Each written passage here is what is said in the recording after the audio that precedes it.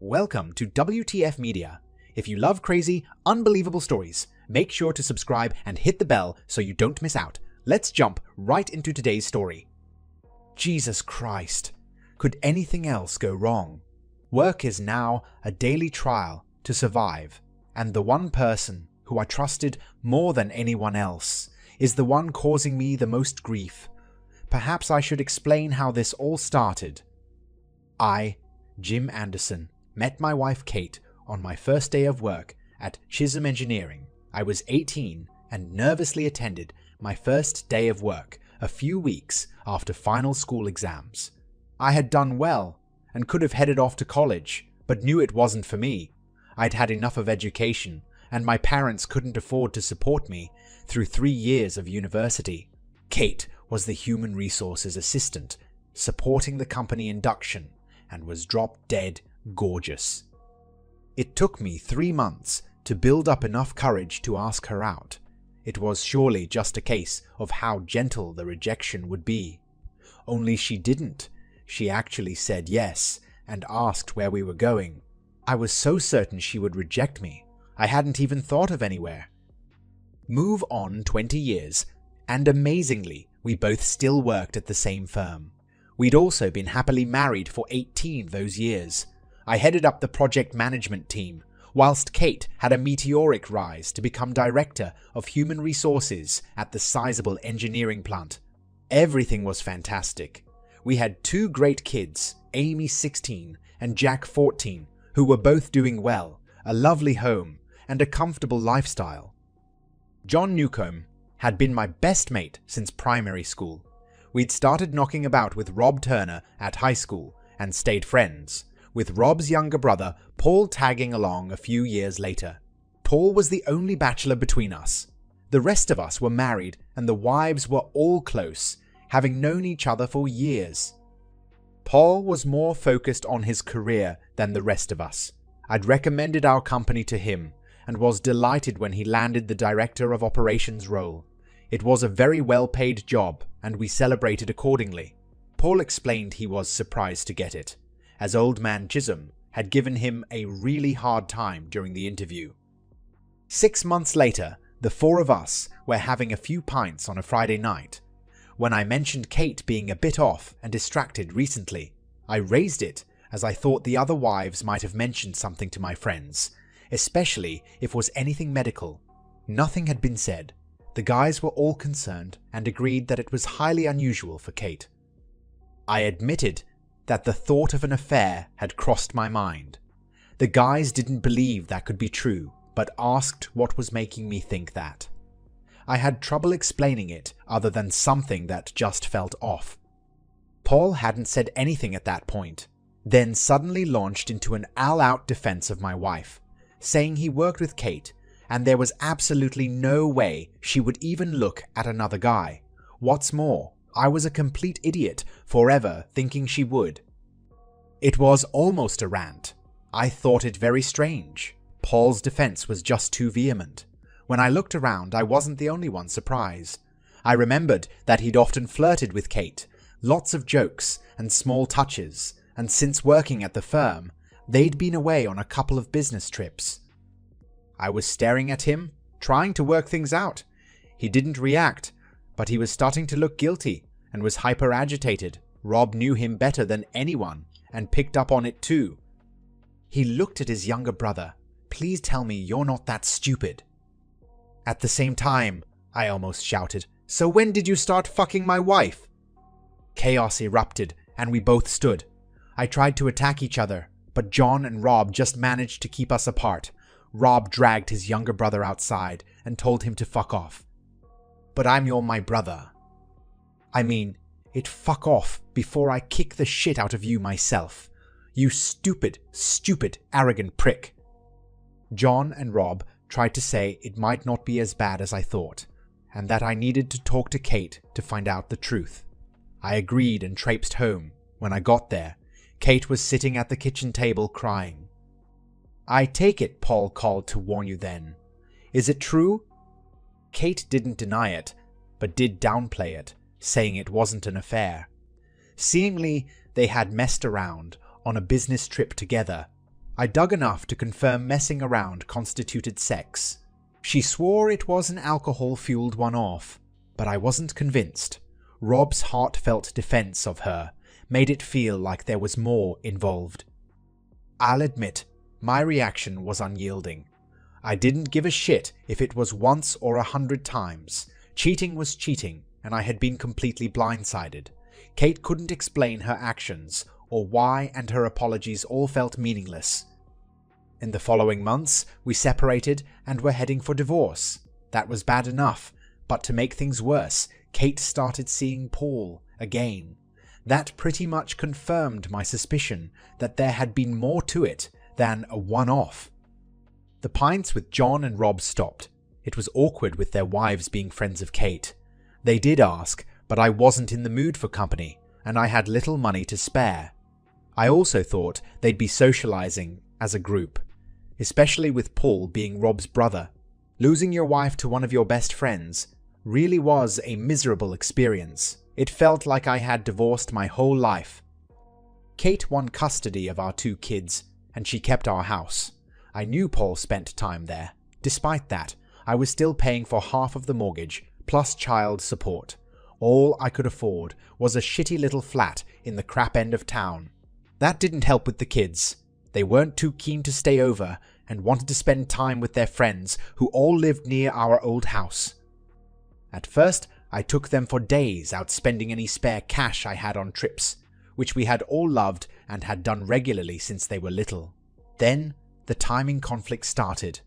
They were going on a city break with Kate and Paul, then a school trip away, then a stayover with friends. It was a never-ending list of excuses. In the end, I had hardly seen them for the past 2 months and was really missing them. If it wasn't for their sports, I might have lost touch completely. I had always covered their sporting events and had coached them both in football. Kate never attended, preferring to give herself some downtime. Now both she and Paul attended everything. At half-time in Amy's football match, I asked Kate why she was there. She got all indignant, saying they were her kids. You never bothered before. Well, I thought it would be good for the kids to show support for them through our breakup. As long as you are doing it for them, not for yourself, or to prove a point, you wouldn't do anything as shallow as trying to rub my face in it with your boyfriend. Don't be ridiculous. We're finished, and I have no interest in you at all now. As she said that, she stepped inside Paul's arm and cuddled in. Work was just torture. I had to put up with seeing Kate and Turner regularly. The worst thing was never-ending barrage of comments from the guys on his team. They seemed to enjoy baiting me. I knew they were looking for a reaction and managed to keep my temper in check. Thankfully, my team was a saving grace, in particular, a new hire called Josh. He was ex-military, only in his late 20s, and had lost both legs. He didn't explain what had happened, so I didn't ask. Depending on his level of pain, he either used artificial legs or shortened versions that he called stubbies. He was really reserved and quiet, keeping his own company mostly. When it came to logistics, though, he was a Jedi master. I had never known anyone who could retain so much information and respond to complex changes so effectively. I was surprised one day when he quietly asked I was putting up with so much shit. I tried to explain my tales of woe and crap in my life, and immediately felt stupid given everything he must be dealing with. He looked at me with a serious expression. It comes down to a simple choice. Get busy living or get busy dying. Did the military instill that in you? He started laughing uncontrollably. Not a chance. It's far too profound. It's a quote I ripped off from the film Shawshank Redemption. The British infantry version would be, "Just get on with it, you wanker." I joined in with his laughter, realizing it had been months since I'd had a good laugh. I finally saw a bit of light at the end of the tunnel when Marie, an accountant for the firm, asked me out. I hadn't even thought about dating, and she took me by surprise. I had known her for years and knew she was divorced. She was a lovely person. We dated a few times before Kate got wind of it. I heard rumors Kate was slagging her off and calling her a slut, but couldn't prove anything. Marie came over to meet the kids, but they were absolutely horrible, ignoring her initially, and then reciting their mother's opinion of her. I was mortified by their behavior and told them so. Marie was a gentle person and got really upset before she insisted on leaving, despite my apologies. I told the kids to go home to their mums whilst struggling to contain my temper. I called Marie numerous times. When she eventually picked up, she explained that she didn't want to cause any problems with my family, and it was better to call a halt now rather than later. I was absolutely gutted. I think I was done, no matter how I tried to do the right thing. I got shit on from a great height. I might as well give up. Then Josh's comments came back to me. I was trying to find some positives in my life when Amy informed me that Paul had promised to buy her a car and driving lessons for her 17th birthday. I was furious, but said that I would need to discuss that with her mother first. Amy stomped off in another huff. I called Kate asking how my 16-year-old daughter was about to own a car without me knowing anything about it. You know I wanted to teach the kids to drive, and I certainly don't want her owning a car yet. Why not? It's a lovely thing for Paul to do. Don't be upset just because you can't afford it. So, you'll be happy with her driving around parties with her friends. Do you have any idea how many road accidents involve kids that age? I wanted to ease Amy into things. Just let her use our cars until she was more mature and we could trust her. Oh, well, no. I hadn't thought about that. I guess that would be a worry. And since when do I get to cut out of all the decision-making involving kids in favor of your boyfriend? I am their guardian. Wrong, we both are. You just happen to have custody. You'll be telling me that fucker wants to adopt them next. Don't be ridiculous. I agree we should have asked you first. I will tell her we won't do it. Great, so I'll be the bad guy again, ruining her chances of a car, and Paul stays the hero. Are you two deliberately trying to cause problems between me and Amy, or is it just a gift you have? Of course not. Paul is just trying to be supportive and bond with the kids.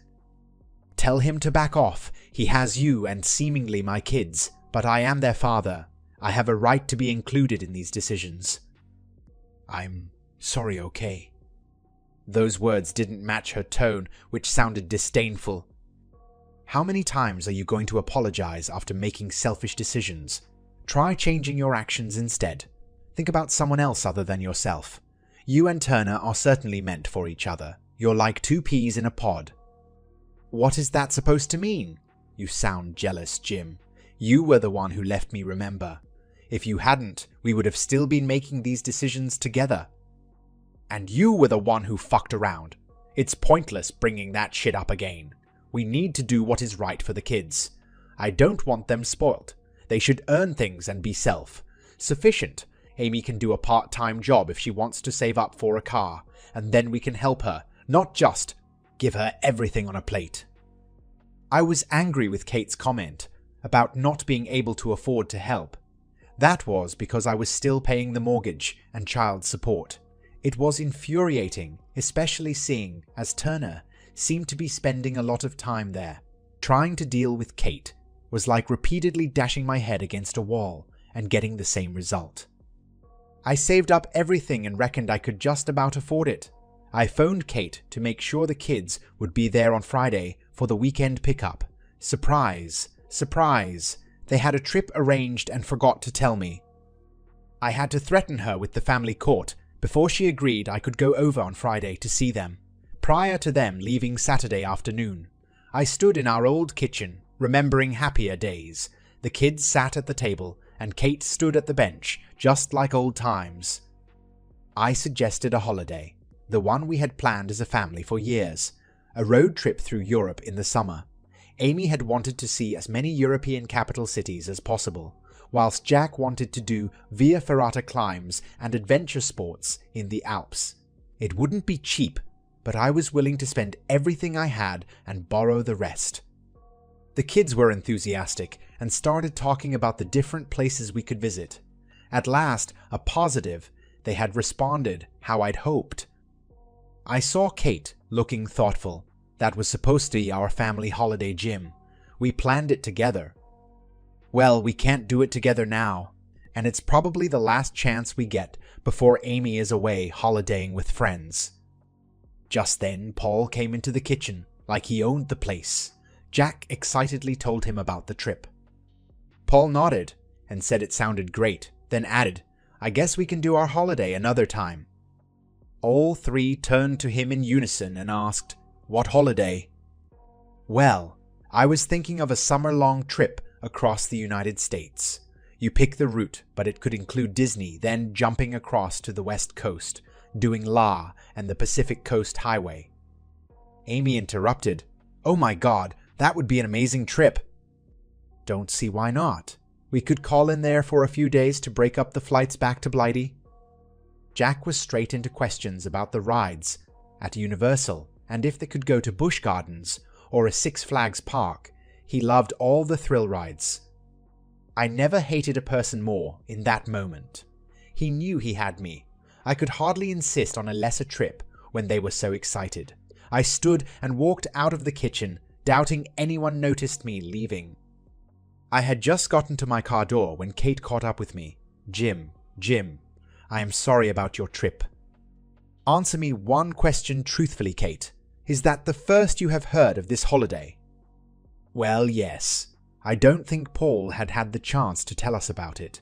I am sorry, it conflicts with your idea." "Jesus, Kate, you're not that stupid. He just made it up on the spot, and I can guarantee nothing is booked. He is taking my kids away from me, and you're helping him. What the fuck did I do to deserve that?" "I am sure it's an innocent clash." "I'd finally had enough. You keep saying sorry, and then do the exact same things over. So here is what is going to happen. Tell your boyfriend this. The next time I have the slightest issue with access or being excluded from parenting my children, I will take the matter up with him directly." "Are you actually threatening us, Jim?" "Talking to you is like pissing into the wind. So, yeah, I am trying a different tact and will live with the consequences." "You wouldn't hurt us." "Maybe not you, though you deserve it.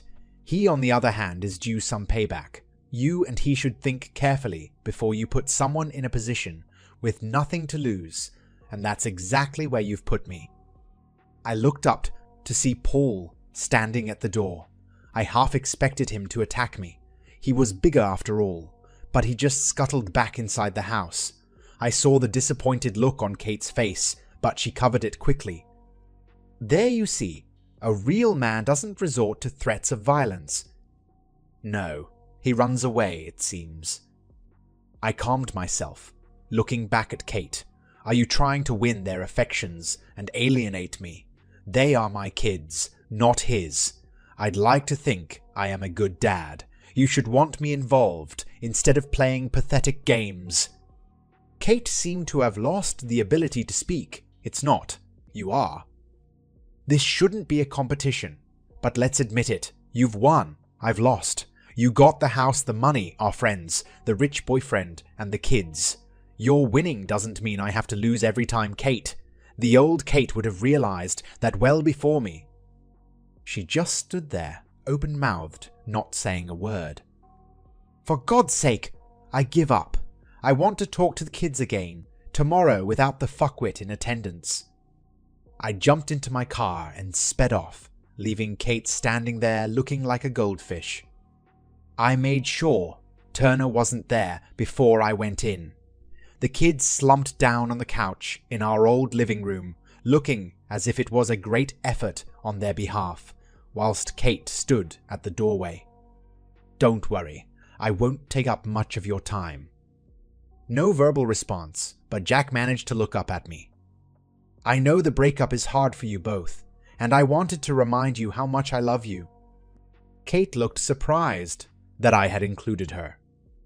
"But I don't. What is happening with you guys? I can barely recognize you these days. You're great kids, but now you've developed this snotty attitude like nothing is good enough. I love you to bits, but I deserve better than to be messed around. If you want to move on with your mum and Paul, I will back off. If you want stuff and big holidays, then Paul is your man. What I won't do is show up every weekend to hear some lame excuse about you being busy." Kate tried interrupting. "I hardly think." "Yeah, well, I've heard enough of what you think, and I am talking to my kids, potentially for one of the last times. I can't buy you the things he does, but I'd still like to spend time with you both. Do sports, go camping, whatever it is you want. I know it's not Florida or wherever, but it would be us together, and you'll both be off to college in no time at all." Still no response other than looking awkward and fidgeting.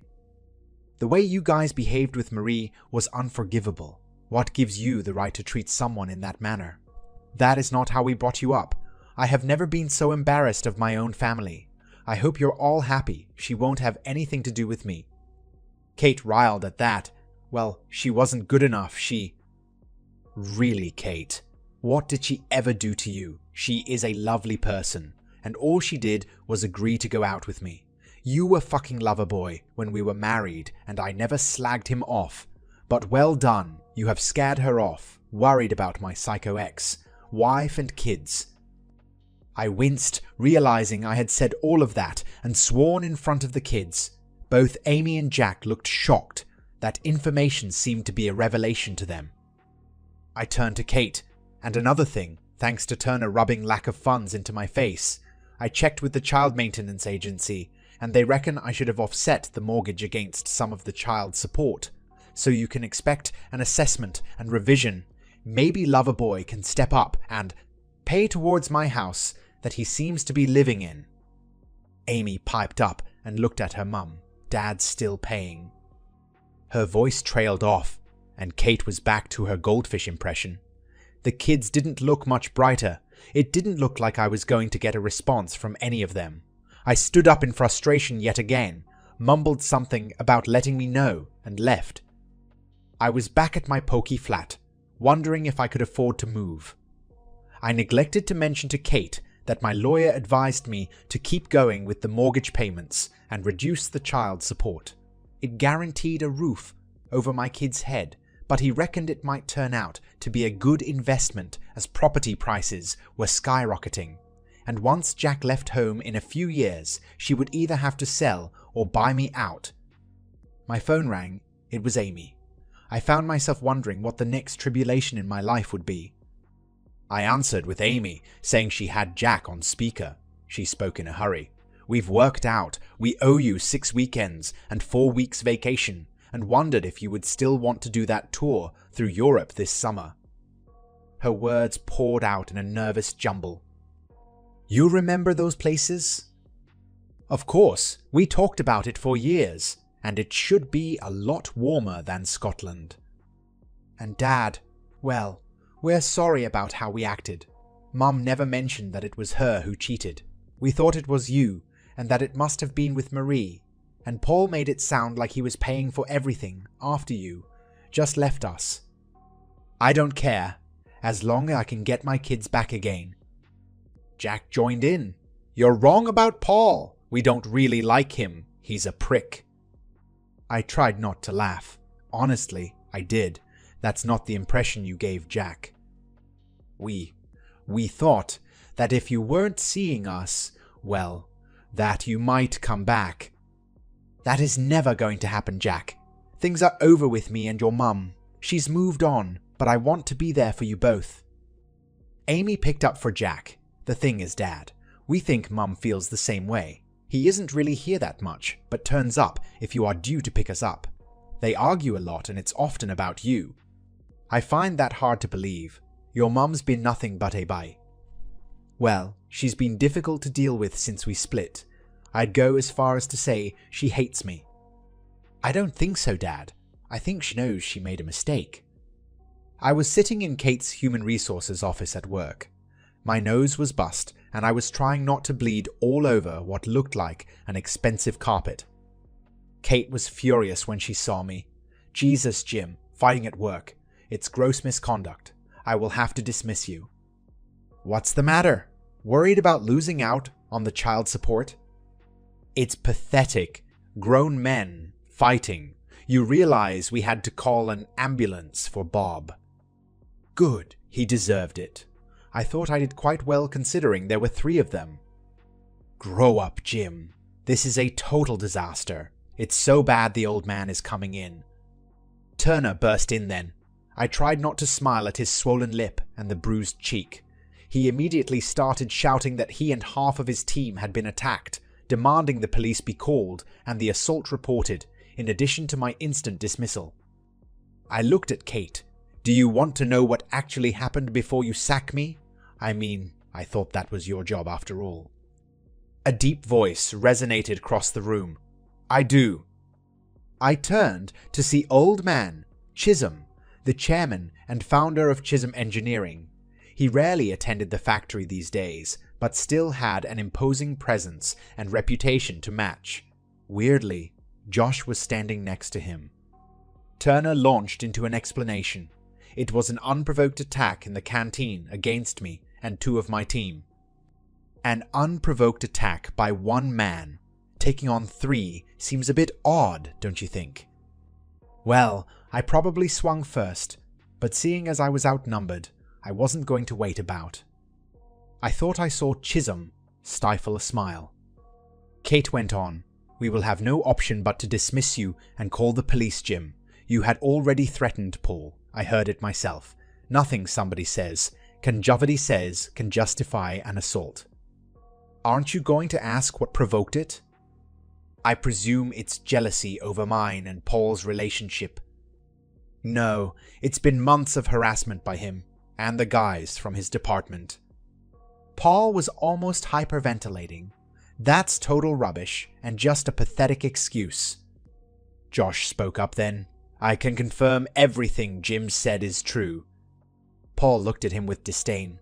Who the fuck are you? If you know what's good for you, you'll keep your nose out of other people's business.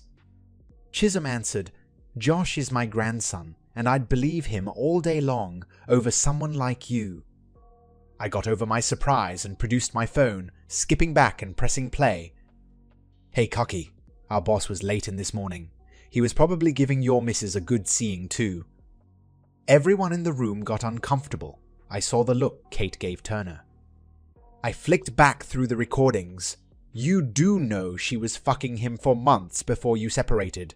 Did you know? Are you one of those cuck faggots that like to see your wife getting pipe laid into her? Kate's face turned crimson while Turner shouted, This is total bullshit. I skipped back again. The next voice was Turner's. It's a shame you were late for work all those times, Jim, and you didn't get the manager's role. I looked at Kate. Have you ever known me to be late for work? Ever in all the time we've been here? He blocked it and told me so. Told me to move away as it would happen every time. I flicked forward to the recording from the canteen. It was Bob Marsden's voice. Paul says she's a great fuck and a right go. Once he's broken her in, we're going to have a little party with all the boys. We might even be able to involve that cute little daughter of yours. The sound of scuffling and the fight followed before the recording cut off. It was the last comment I reacted to. You're still the mother of my kids, and the mention of Amy, well. Kate glared at Turner. He shifted uncomfortably. I didn't know that idiot Bob was going to say that. He was just trying to wind him up. Old Man Chisholm spoke. Officially, everyone involved is suspended pending investigation and disciplinary hearings. Unofficially, Tuna, get the fuck out of my building and take your cronies with you. Anyone calling the police will never work in the industry again. You were on borrowed time anyway. Worst appointment I ever made. Don't even think out fucking with me, you will regret it. He nodded at a security guard outside the door who came in, and then escorted Turner away. Chisholm turned to me. In light of everything, I'd say you handled it well, but you should have come to me. Go home, Jim. Get cleaned up, Kate. We need to talk. I can't believe this type of behavior has gone unnoticed, even ignoring your role in things. As HR director, you should have been aware of. What was happening? Tears were rolling down Kate's cheeks. You do know it's not true, Jim. It wasn't months. It wasn't months. It was once, and I regretted it as soon as it happened. I walked out with Josh and thanked him for both the backup and the advice and offered to buy him a pint or many. I'd love to, but I have to travel for a regiment thing on Sunday. I usually just take myself off into the hills for some peace, but they have roped me in for something official. No trouble. Next time though. And what's that about the old man being your granddad? I didn't like to broadcast it or take advantage. I was going to mention your troubles to him, but I figured you needed to find your own solution, and then I'd help. After all, he today that sheds his blood with me shall be my brother. I started laughing. Now I know that one is an old army quote, if you count Shakespeare and Henry V. Josh chuckled. That's the one, Band of Brothers. They used it in officer training. Kate came to my flat that night. I let her in begrudgingly, asking what had happened with Chisholm. He confirmed Paul and the two involved in the fight are to be dismissed. Others in the team admitted to your harassment and stated Paul put them up to it. I was reprimanded and put on a final written warning. Are they going to the police about the fight? No. The guys admitted the harassment and want to keep it quiet. They're claiming it was just a disagreement that got out of hand. Did you speak to Turner? Ask him why. He wanted rid of you because he thought I was still in love with you. He said the conversations were to make you snap and get you finished from work, but that you never took the bait, you just ignored them. Is he crazy? You don't cheat on someone, lie to them, and treat them like shit if you love them. You've treated me like crap for months. I would go as far as to say you even enjoy causing me pain. Kate started crying hysterically. None of this was supposed to happen. It was a mistake, then you weren't supposed to find out, and you weren't supposed to leave me. Everything possible went wrong. I thought if you missed the kids and your life was rubbish, you might give me another chance, but it didn't happen. Paul was more about trying to make you jealous than anything else. I don't have any real feelings for him. So you were a bitch because you wanted me back, seriously. Take responsibility for your actions, Kate. You caused it all. I have no idea who you are. The woman I married would never have done those things. She was kind and caring. Where did she go? I fucked everything up when I realized you weren't coming back, and with the divorce. I thought I had to see it through. The kids, our friends, and my family wouldn't believe what I had done. John and Rob refused to be in the same room as us. I haven't seen their wives or families in months. I had. To prove I could make it work with him. Otherwise, I had thrown everything away for nothing. I had to prove I made the right decision, and that he was the better man. My life with Paul had to be perfect, and the more I diminished you, the better my decisions would appear. I tried to make it seem like a love affair, but it was never that. He was arrogant and selfish, but there was no going back by then. What a fucking mess. And you got the kids mixed up in all that shit. I am so sorry. I needed to try and put things right, but had no idea how. I didn't realize how badly it affected your relationship with them. Great. Yet another apology. I've heard what you said. I will change my actions, so I don't need to keep apologizing. At least it's over with him. He is gone now, and I need you. And so do the kids. They are really angry with me, I thought. Well, I thought maybe we could try again. I've never stopped loving you. I couldn't believe it.